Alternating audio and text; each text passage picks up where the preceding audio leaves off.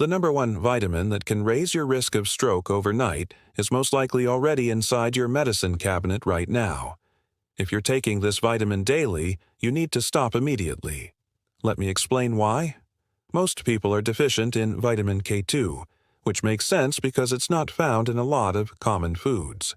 Today, I'm going to tell you which vitamin I'm talking about, and I'll also explain why you don't want to take it if you're already taking a blood thinner like warfarin or Xarelto, which is rivaroxaban.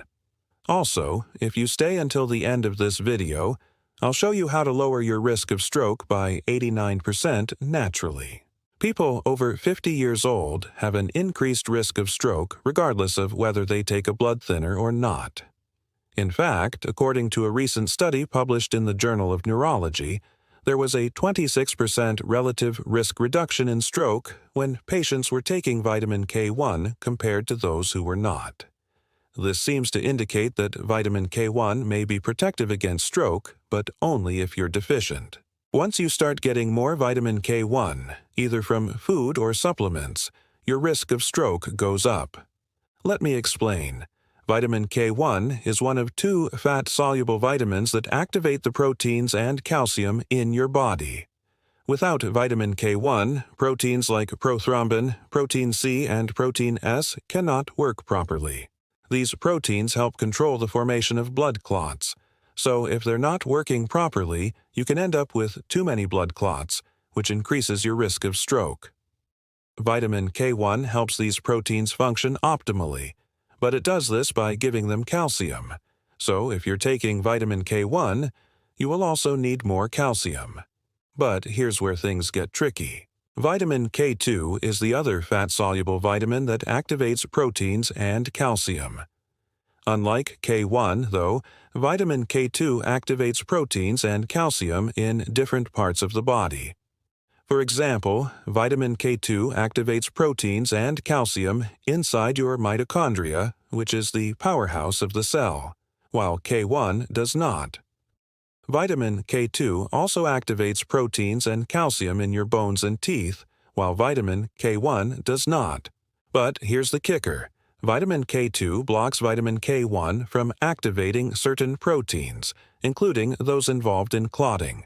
So if you take K1 and forget about K2, you're going to have too much calcium activation and too little protein activation. This is what leads to an increased risk of stroke.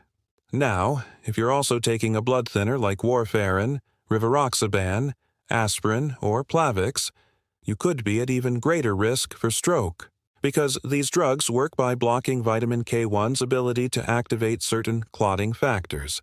So if you're already taking a blood thinner, and then you add vitamin K1, you're going to block more of the clotting factors, leading to more bleeding in your brain. This is probably why some studies have shown conflicting results when it comes to taking vitamin K1 as a supplement. One study might show a decrease in stroke risk, and another might show an increase. It all depends on whether the participants were already getting enough K2 or if they were taking a blood thinner. This brings us back to the original question, which is which vitamin should you avoid taking if you're also taking a blood thinner? But what if you're not taking any of these supplements? Well, there's still a chance that you could be deficient in K2 because it's not found in many common foods. Leafy greens like kale and broccoli rabe are among the most concentrated sources of K2, but you would need to consume very large amounts of these vegetables to meet your daily requirements. Other foods that contain good amounts of K2 include grass-fed butter and cheese, grass-fed beef, organ meats, egg yolks, and fermented veggies.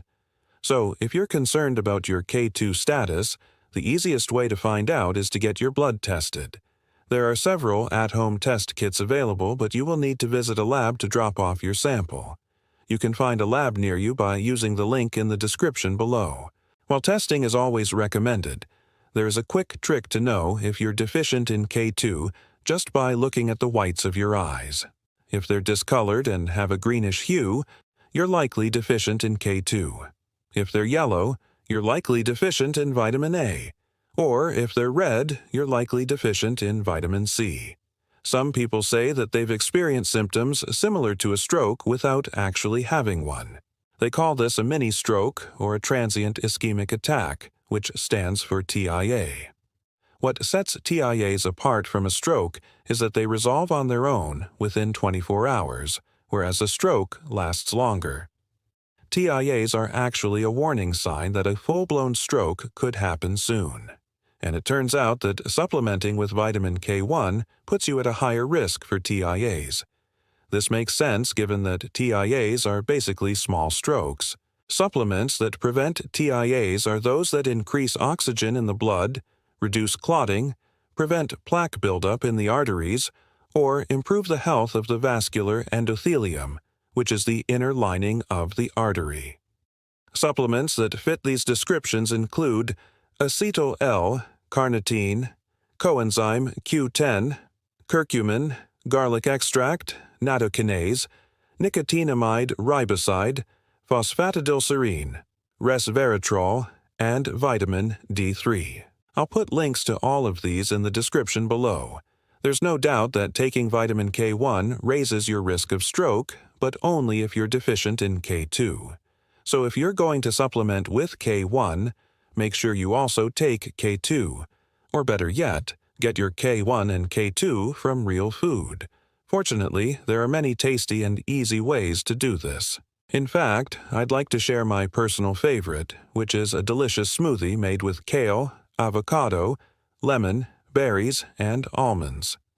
This smoothie is loaded with K1 and K2 as well as other essential nutrients that support healthy blood flow. In addition to that, I recommend consuming other foods that are rich in K2 such as sauerkraut, natto, grass-fed butter, and grass-fed beef.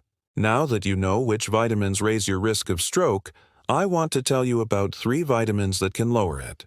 If you'd like to learn more about how to lower your risk of stroke, I've included a video below that covers these 3 nutrients in more detail. So go ahead and check it out after this one. And please hit the like button if you enjoyed this video and share it with anyone who might benefit.